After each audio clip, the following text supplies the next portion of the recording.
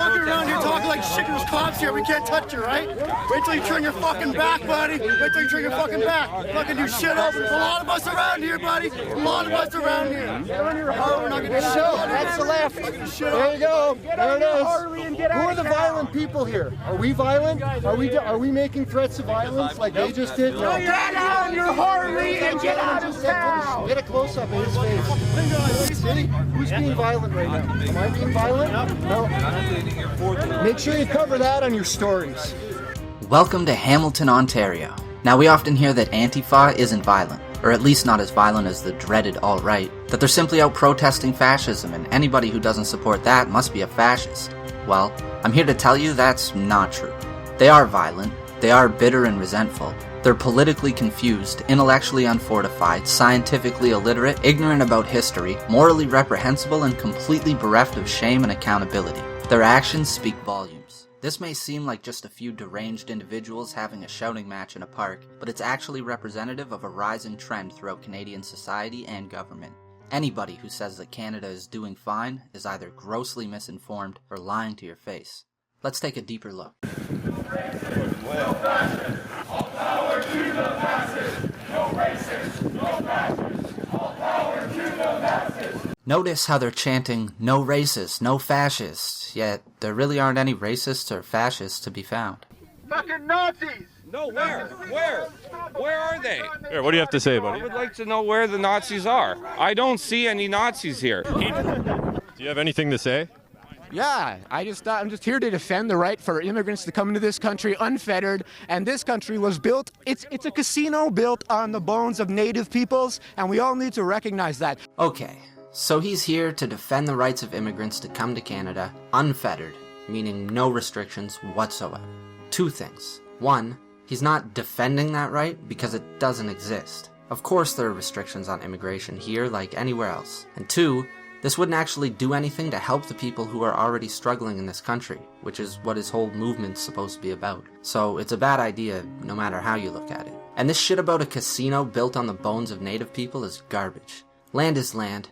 History is history. The native people of North and South America migrated here 15,000 years ago and fought with each other over territory ever since. Most empires and civilizations that ever existed were built on the bones of vanquished foes. You think China was just always one big place called China? You think Egypt was just uninhabited when the Greeks, the Romans, the Assyrians showed up? History is full of war and land disputes and genocides and all kinds of terrible shit.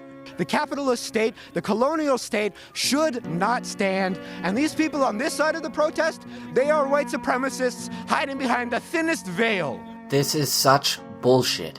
White supremacists? Give me a fucking break. There are black people in the crowd he's pointing to, standing right in front of him, and nobody is wearing a fucking mask on that side.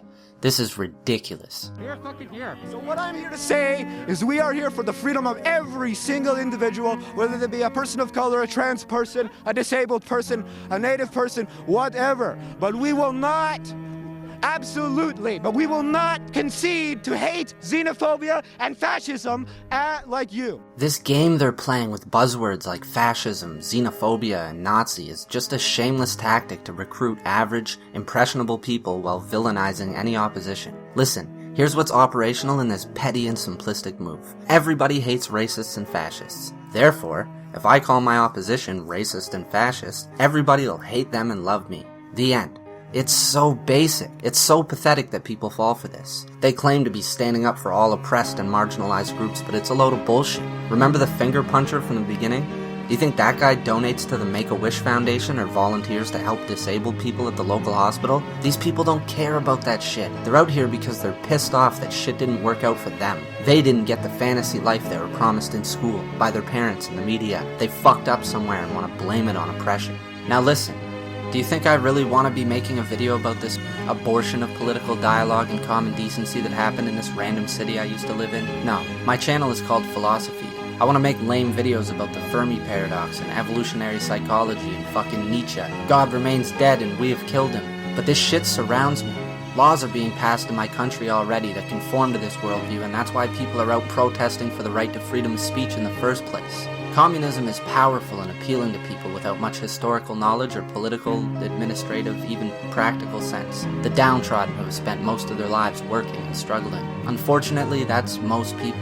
It can be easily used by bad actors to persuade those people to support causes and legislation that are fundamentally detrimental to their own interests with bullshit promises of a utopian future. And it's always so difficult to see just how bad it's getting until it's already too late. What do you have to say about this? I'm not from the news, I'm just from YouTube. Mainstream media. See, this is No. what you get. Look at this. I'm a Canadian patriot. I'm here to support my country and stand up for what I believe is right. I'm exercising my freedom of speech, and this is what happens. When you exercise your freedom of speech now in Canada, this is who shows up. They're wearing masks and they've got a communist flag. And that's why I'm upset. This little spat took place on March 25th, 2018 at Victoria Park in Hamilton, Ontario. Apparently these Patriot guys organized this free speech event to support local businesses that had been targeted by Antifa for whatever stupid reasons, and Antifa showed up to counter-protest. Notice one thing. There's only one political ideology in play here, and this is the crux of the entire issue. On one side, normal, patriotic people who all probably share many different political opinions and points of view banded together under a specific issue to defend local businesses and freedom of speech. This is a natural, organic movement with every color and creed of people. On the other side, there's no concealing the obvious communist ideology. It's not organic. It's not spontaneous. And I can't help but notice it's entirely made up of weak, guilty-feeling white people. It's also certainly not isolated to this one event. One of the things that's very interesting is that although those ideas were roundly defeated by the end of the 20th century, they're making a comeback so rapidly that it's almost unbelievable.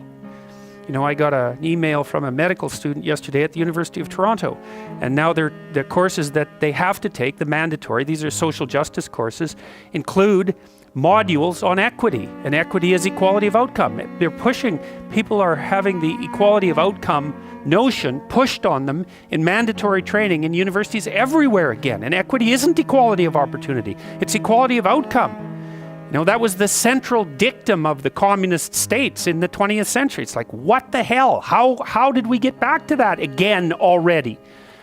So, and the idea being is that if there isn't absolute equality of outcome within an organization, that the thing is corrupt and needs to be restructured from the bottom up.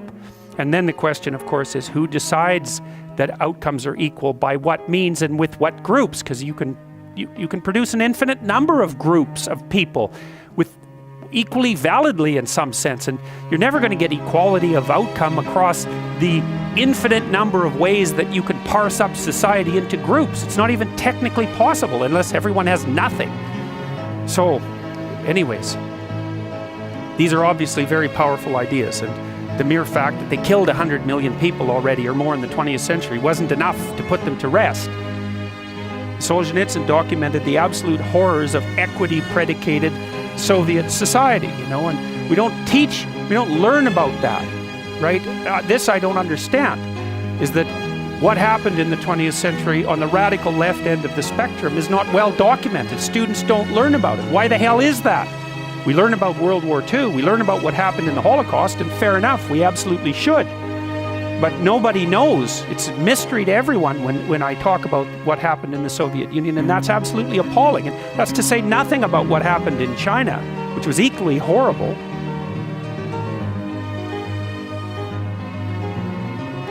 The system didn't work. It was predicated on the wrong values, unless you think that that sort of thing means worked. You know, because you have to define that as well. But it collapsed under its own weight after it killed tens of millions of people. That doesn't really, and still, it's not like Russia has recovered. It doesn't seem to me like that's a very good definition of worked. Now, whatever we're doing in the West seems to work for all of its flaws.